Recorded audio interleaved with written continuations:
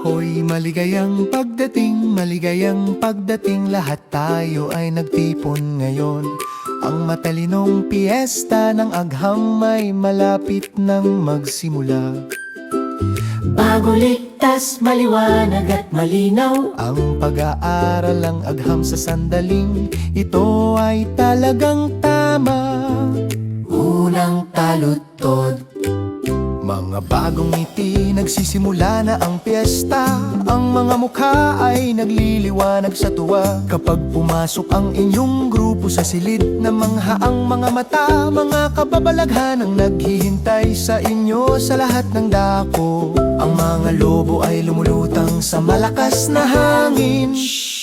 Dinadala sila ng hangin, may lakas sa hangin, kaya nitong gumalaw at maglaro. Araw-araw kaming namamangha sa agham.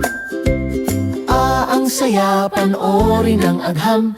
Ang hangin ay gumagalaw, puno ng enerhiya at kalayaan. Matuto, tumawa at tuklasin pa sa ating paboritong matalinong piyesta ng agham.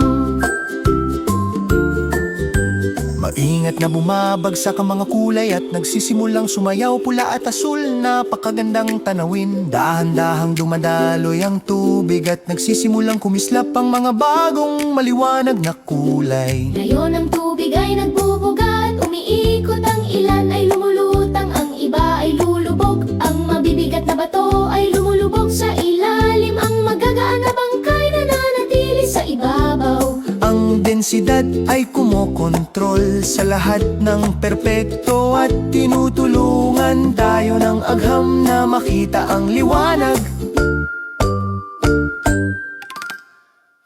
Ang agham ay nasa lahat ng dako, hangin at kulay, tubig, tunog at larawan. Matuto sa pamamagitan ng sariling karanasan, masayang agham para sa iyo At sa akin.